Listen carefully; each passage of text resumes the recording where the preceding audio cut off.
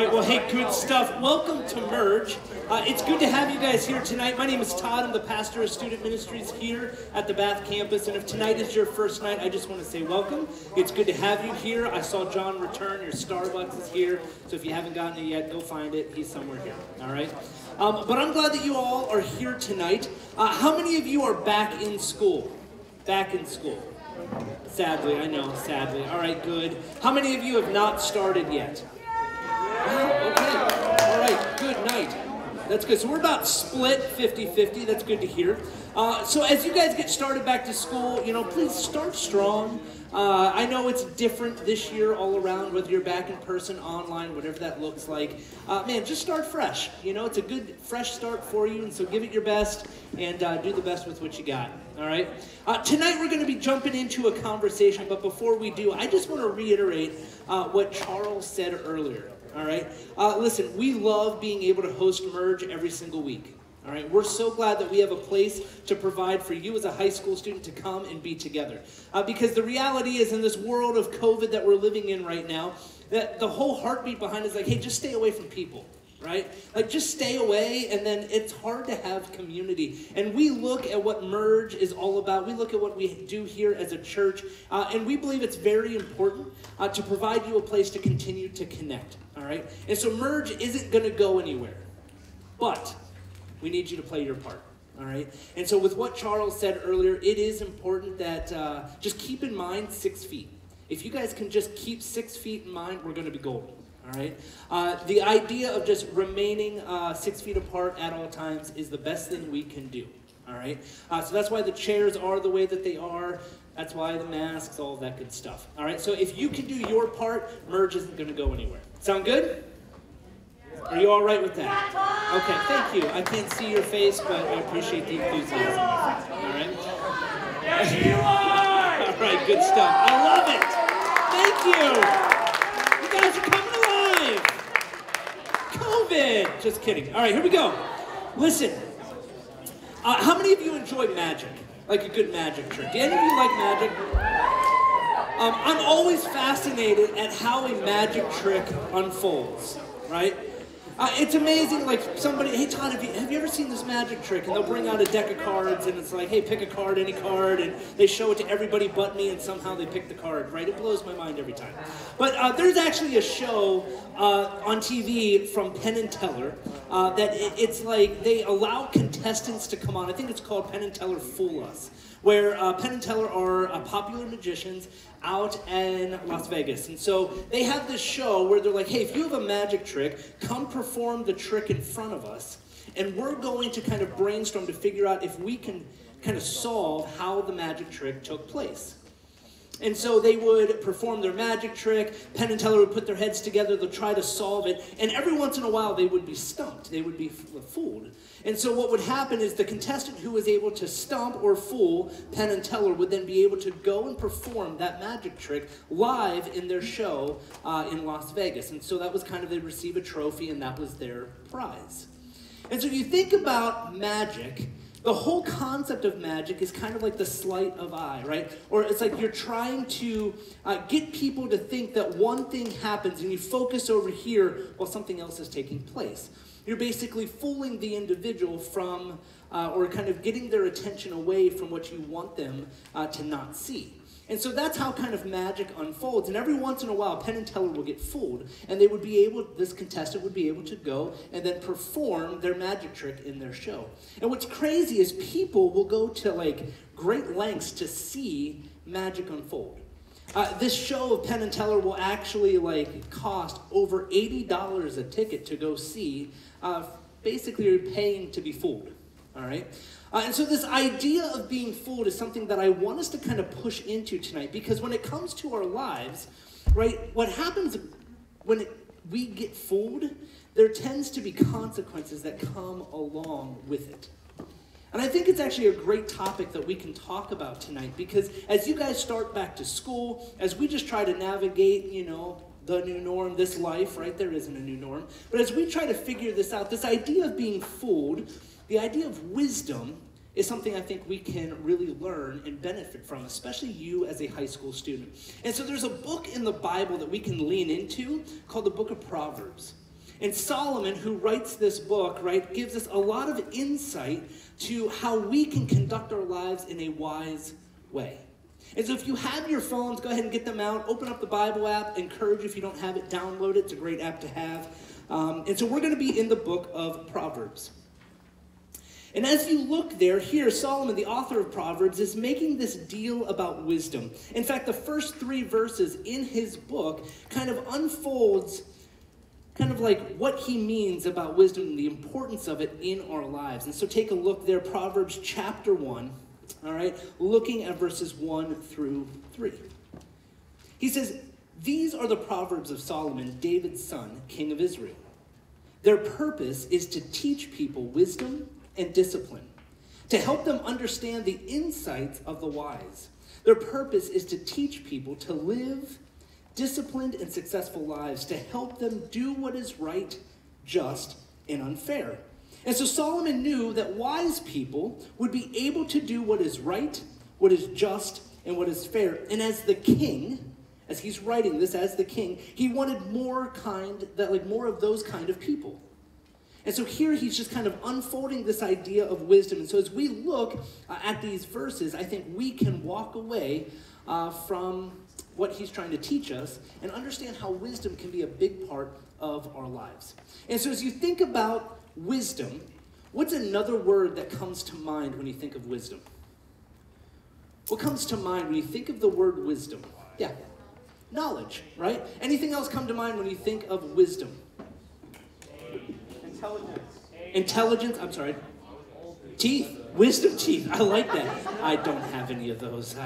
I had my fair share of the chipmunk cheeks, right? Had them removed. All of my wisdom's gone, right? Great, I actually like that. Knowledge is the word that comes to my mind, right? Because I think when we think of wisdom, knowledge, intelligence tends to be the next thing that comes in line. And so there is actually a difference between wisdom and knowledge. And as you think about the difference between wisdom and knowledge, knowledge is about knowing the right answer or knowing what you should do in a certain situation. Right? So knowledge is about knowing the right answer and knowing what you should do in a certain situation, where wisdom includes knowledge. But it goes a step further. Wisdom is about applying the right answer. It's about actually doing what you know you should do when you encounter a situation. All right? And so what Solomon's doing here is he's allowing us to understand what wisdom is. And as we see wisdom and knowledge, it actually creates this contrast, right? And what Solomon does is he uses this to kind of bring this contrast to the picture of a foolish person versus a wise person. And I think you would understand if I said who's a wise person or who's a foolish person, you could immediately come up with some examples in your life, right? You probably have some friends you're like, yeah, that person's in the foolish category, right? Or, you know, that person really is a wise person. And I want us to unpack this a little bit tonight. As we have this conversation, I believe that it can be very practical. And I personally want you to just kind of like put on the cap of like self-evaluating where you are. Because I'm going to go so far to say it's probably a safe bet that we would all want to be considered to be a wise person, not a foolish person. Now, sometimes I understand none of us are perfect, and I'm going to even share some of the foolish things I might have done in my life, right? And so we've all kind of fallen under the category of foolishness, but if we're striving after one or the other, I think it's safe to say that we would want to be considered to be wise over being the foolish person. And so there are several things that I'd like to share with you. We're going to walk through the book of Proverbs because there are some like important nuggets that Solomon gives us throughout this book that I think we can learn from. All right, so if you have your phones open, Book of Solomon, I encourage you to turn to some of these different references. So here's the first person. Maybe go back and forth. If you can even jot down some notes, that would be great, because this could even be a good resource for you to go back and remind yourself, what does a wise person look like? And here's the first thing. All right, a wise person respects God. A wise person respects God. So go ahead and write that down, and then what I want you to do is look at Proverbs chapter 9, verse 10. Proverbs 9, verse 10. Here's what it says. It says, "Fear of the Lord is the foundation of wisdom. fear of the Lord is the foundation of wisdom. Now, I think the reason why Solomon is saying this about what wisdom is, it's not this kind of fear that like makes us afraid of what God is going to do. That's not what he means here. He's not meaning that we're going to be afraid that, God might become like unglued on us, right? And just his wrath, all this anger and all this. No, that's not the fear that he's talking about. The type of fear that Solomon's referring to here, fear the Lord because it's the foundation of wisdom, it's this fear of like reverent respect, right? Like you understand who God is. And there's a level of respect of who he is. Like you're acknowledging his greatness and his supremacy, right? Like he is God. And there's this great deal of respect for him. And this respect for God serves as this foundation of wisdom in our lives. And so a wise person respects God. Well, why? Right? I think it's very fair to ask that question, why? Well, I think it's because we won't act wisely according to what God's standards are if we don't take him seriously. Right? I don't believe we are going to act wisely if we don't take God seriously. And so we act wisely when we take him seriously. In other words, a wise person is someone who respects God. That's the first thing. Here's the second thing. A wise person thinks twice. Right? I think you would all agree with that. That one's pretty practical. Right? A wise person thinks twice. And so Solomon writes this in the Proverbs chapter 13, big number 13. Go ahead and turn over to there. 13, verse 16. Here's what he says. Wise people think before they act. Fools don't. And even brag about their foolishness. So a wise person will think before they act, but fools don't. They will even brag about their foolishness. And so some things seem like good ideas in the moment, but they end up not being, right? And I'm sure all of you are thinking of a time where you're like, yeah, I wish I would have just thought of that through a little bit more before I acted upon it. My buddy and I, when we were in high school, we were visiting some friends that lived about an hour and a half, 2 hours north of where we lived. All right, I'll confess, they were girls, and so my buddy and I were going there to, obviously hang out with them and impress. So anyway, we were traveling up there, and I don't know what you said, but it was probably inappropriate and unwise. We're talking about wisdom here, my friends, all right?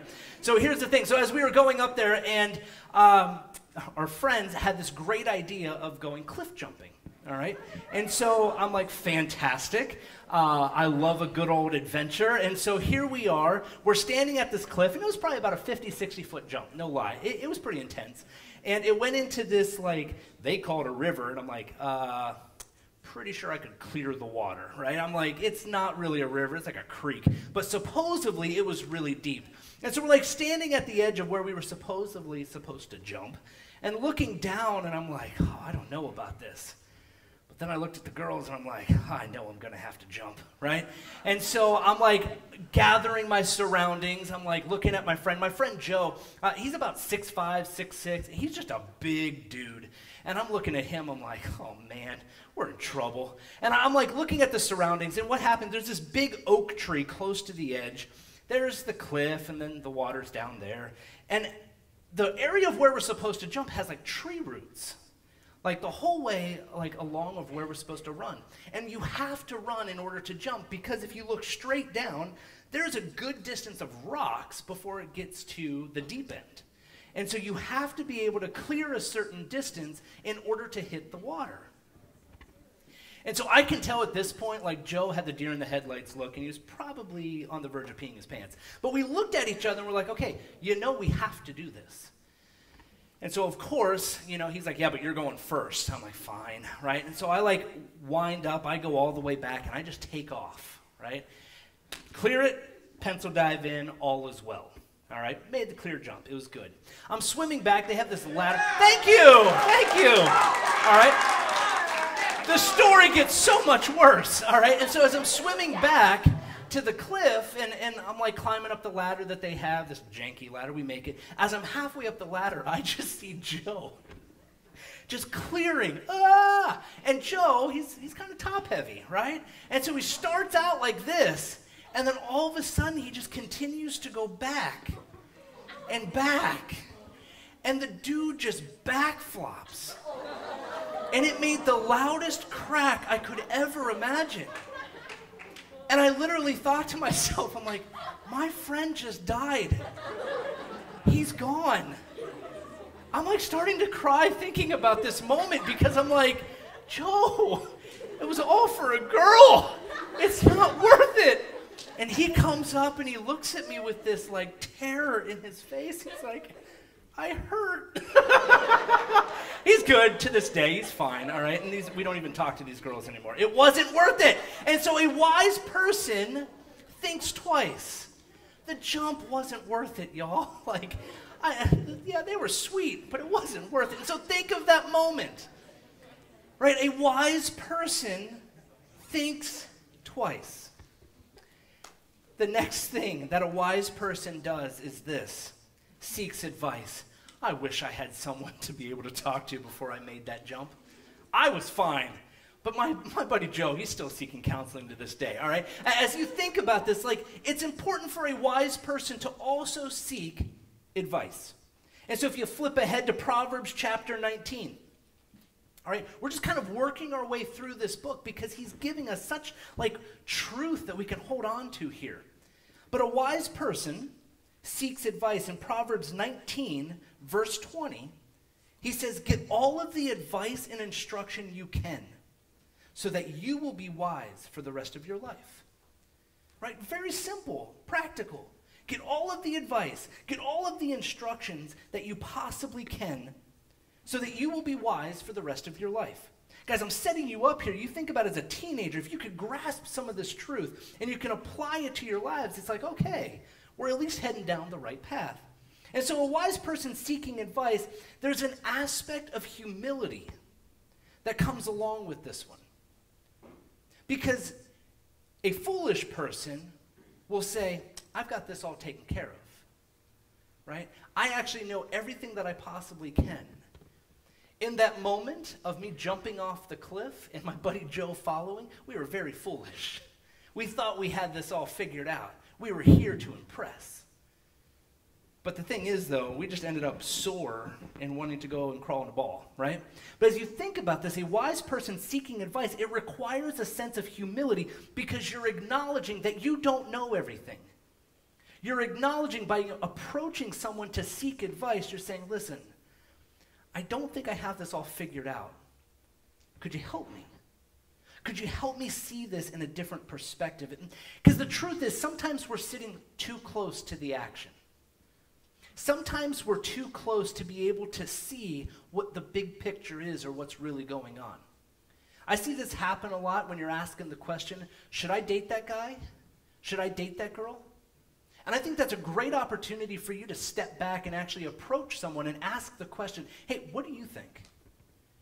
Do you think it would be wise for me to start a relationship with that gal? Would it be wise for me to start a relationship with that guy?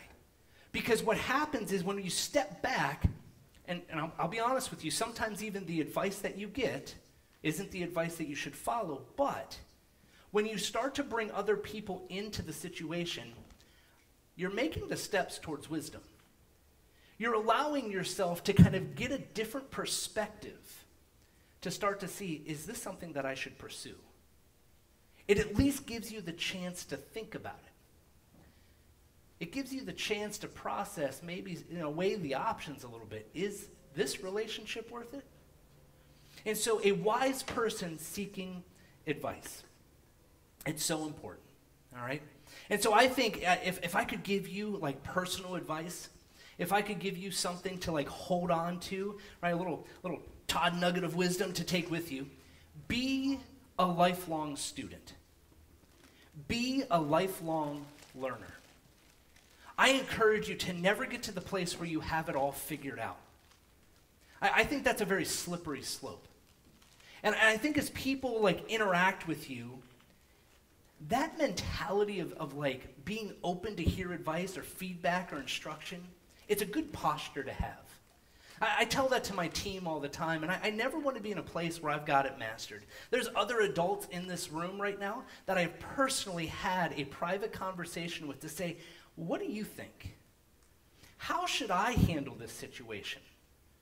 How should I handle the situation when we have 150 students sitting in an auditorium where we're supposed to be 6 feet apart and we're not supposed to pass COVID around? What do? I don't have the answers. And so even for you to be this lifelong learner and student is an incredible posture to have. All right, so a wise person seeks advice. Here's the next one. A wise person has integrity. A wise person has integrity. Right there, just the next chapter, chapter 20, looking at verse 7, Solomon says that the godly walk with integrity. Blessed are their children who follow them. The godly walk with integrity. And I think this word godly being used here is actually a synonym, right, for being wise or wisdom. And the reason that walking wisely pleases God, and those who please God are said to be godly. And so this idea of integrity is about being whole and undivided. Integrity means to be whole and undivided. And a person who has integrity is being truthful and honest about who they are and their intentions. And so you think about this word integrity. I think that's actually like a badge of honor when someone says that you have high integrity. You are a man or a woman of integrity. Like if I hear someone say that to me, I'm like, thank you. Like you have no idea how much that means to me. Because that's something that, I'll be honest with you, like I strive for that. Because the opposite of it was something that I really struggled with when I was your age. Because the opposite of integrity is literally being somebody who you're not. Like you'll be somebody here on a Wednesday night at Merge, and then you'll go walk the hallways of your school and be somebody completely different. And I can say that confidently because that was me. I was the biggest two-faced person you would ever meet in your life. I'm telling you, like, I was all about, like, just being, like, the approval of my friends. And I didn't allow, like, who God was creating me to be and working at my very core. I didn't allow that to come to the surface. I'm like, hey, yeah, you're going to accept me if I do this, this, and this? Done. And I'll follow that direction. And then what would happen, that would be like Wednesday morning, and then Wednesday night, youth group, like Merge, what I grew up being a part of, much smaller, I'd be like, oh, guys, man, when I was reading in the Bible this morning, and I'm like, oh, I'm just striving to be like Jesus. I just want people to know that I'm a Christ follower. But then Thursday morning would roll back around, that group of friends that I just want to please, I just slip right back into that. I'm just being open with you guys. I really struggled with this when I was your age. And it's hard. And so I don't feel like, I do feel bad for you, but I also understand if that's something that you struggle with. But a wise person has integrity. Meaning, like, you don't have to, like, focus so much on keeping your story straight. You don't have to focus on, like, okay, well, I said this is who I am here. I better say something similar here, right? You're trying to keep all of your stories so you don't get caught in a lie. But a person of integrity is like, no, like what you see is what you get. Like who I am is the same person of who I am no matter who I'm with. You know, like I make phrases sometimes like we're at our worst when we're in our comfortable spots, like home, right? I'm at my worst when I'm home, I'll admit that. But if you were to show up at my house and spend time with my family, with my wife and kids, like I would hope that you see the same Pastor Todd that you see when I'm here.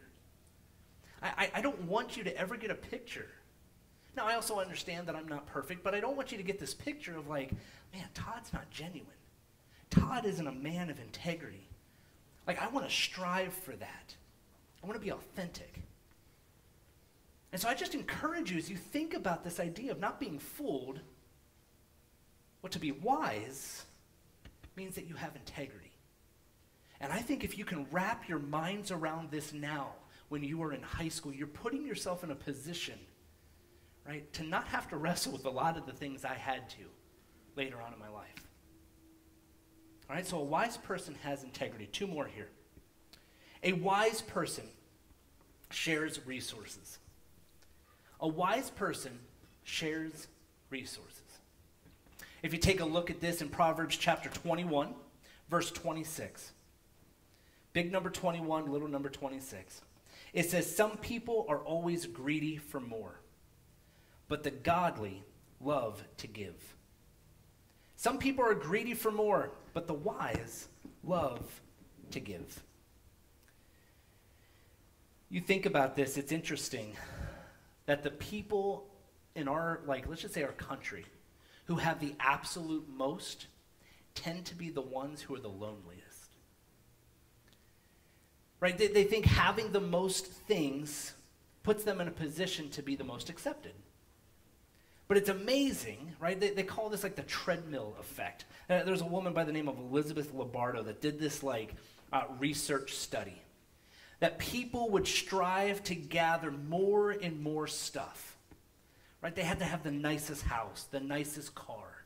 They had to have the bigger and the better. If the new edition of something came out, they have to have it. Right? Now, please don't hear me, I'm not saying things are wrong, right? Having nice things is not wrong. But this treadmill effect is basically like you got to have the biggest and best. And then when you actually receive that item, you still feel like you need something bigger and better. Like you don't feel fulfilled. You want the next big item and you keep going. It's this constant hamster running in a wheel, right? You just can't reach the destination. But there was some research done by the University of Zurich that found generosity actually makes people happier. Research has been done to say generosity, this concept of giving and being generous with what you have, brings you to a place of where you feel better about yourself. You're happier. You feel fulfilled. And I don't think it's just sharing with what you physically have, your belongings. I think your time. I think you serving. That's a posture of generosity. You're giving of yourself. And I think when we head down this path, it allows us to understand what a wise person, how they would live their lives. And so a wise person shares their resources. Here's the last one. A wise person brings peace. A wise person brings peace.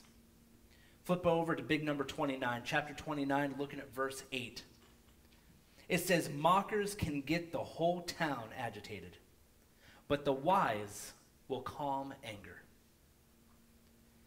As I was preparing and I was reading that verse alone, mockers will get the whole town agitated, but the wise will calm anger.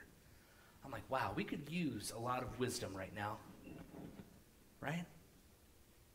I don't know about you, just look at social media and you look at what people post and some of the anger that our country is experiencing. And I'm like, man, we need some wisdom. Because I think what's happening, and this is obviously like a figure of speech here, but I've heard that each of us are carrying two different buckets in life. One of the buckets is holding water. One of the buckets is holding gasoline. Right? And in the conversations, the relationships that we have, even in the moments of conflict, when times get tough, right? Maybe it's just a situation at school, it blows up between friends. Are you someone in those moments that will throw the bucket of gas on that situation?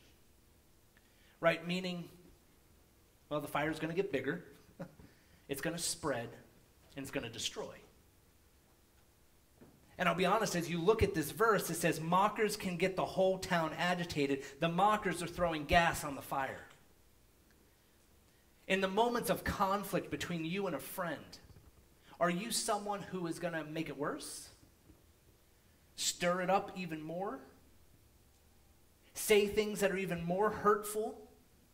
Right? We're throwing gas on the fire. Or, what this verse is saying is a wise person will actually calm that anger. Meaning they're going to throw the bucket of water on the situation.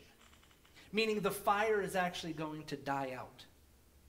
it's not going to spread, right? It'll make things a little soggy, but it's not going to be destroyed, right? You're actually bringing peace to the situation. And so a wise person brings peace. So as you think about these different things, right? We've got to figure out the difference. We have a wise person and we have a foolish person. And my challenge for us tonight is I simply just want you to think. I'm not looking for action tonight. I just want you to imagine yourself at a fork in the road. And you're standing here and you're trying to understand, what does it mean to live a life like a wise person? And what does it mean to live a life as a foolish person? Out of the 5, 6 things that we looked at today, there is an opposite of all that even Solomon was bringing to the surface about what a wise person looks like. He even mentioned it in each of the verses. He said a wise person respects God, but a foolish person doesn't care about God. So as you're standing at the fork in the road, start to think about these things. A wise person thinks twice, but a foolish person lives for the moment. A wise person takes advice, but a foolish person thinks he knows it all. A wise person has integrity, but a foolish person tells lies to get ahead. A wise person shares their resources, but a foolish person keeps everything for himself. A wise person brings peace, but a foolish person stirs up the trouble. And so as you're sitting here tonight, which way are you going to choose? As the band comes up and gets settled in, I think it's important to also know, as Solomon is writing this, he's not coming at it with like the mentality of a drill sergeant. Be wise, right? Or else. I see Solomon sharing this truth to us in this book as kind of like a mentor. It's like, my friends, like, understand that you have a choice. You get to actually choose which direction you want to live your life. I want to paint the picture of what it looks like as a wise person. And here's what you do to go down that path. But I'm also going to be honest with you, and this is what it looks like to be a foolish person. You also have the option to go down that path. And I love and I appreciate the book of Proverbs because I think we can walk away with so much understanding of how we can really begin to live our lives. And so I just challenge you, as you guys are starting back up in school, as it's a fresh start for you, forget last year. Forget the things that even happened over the summer. Don't worry about it. Because guess what? You can't go back and change it. That's the past. Leave it there. Think about tomorrow. Tomorrow is a brand new day. It is a fresh start for you. And I think as you stand at that fork in the road, you can make the decision tonight. Am I going to start to live my life down the wise path? And for some of us, maybe we're just going to continue down the foolish path. Just encourage you to think about it. Myself, the other adults in the room, we'd love to help process that with you. Because I guarantee it, every single one of them can share story after story of how they went down the foolish path. I got plenty to share. But I'm striving.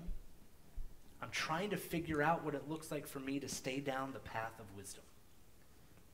And if you can figure this out now at your age, you're putting yourself in a better position. All right? All right, let's pray and the band will close this out. God, thank you. Thank you for the truth of your word. Thank you that we can understand what it means to live a life of wisdom and not live a life of being fooled. God, I just ask that we don't get caught up on what we've done in the past, that we don't beat ourselves up with past mistakes. God, I'm grateful that you look at us with loving arms, that you extend a hand of grace to us. God, I actually ask if there is like even somebody sitting in this room tonight who is hanging on to past mistakes, that they just can't seem to get over the mistake that they've made. Lord, I pray tonight that they would have the boldness to just lay that before you. That they can actually experience the freedom of forgiveness from you, Lord. Lord, I even think about things in my life that I'm tired of holding on to. It wears me out, Lord. So God, I just want to give that to you. Lord, I pray that I can just lock into who you are, understand what it means to run after you with all of my life. And Lord, that's my prayer for these students in this room.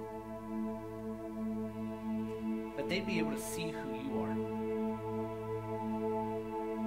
And know that they can lean in on you to understand what it means to live a wise life. So God, would you be with us? Would you be with us as we stand at that fork in the road?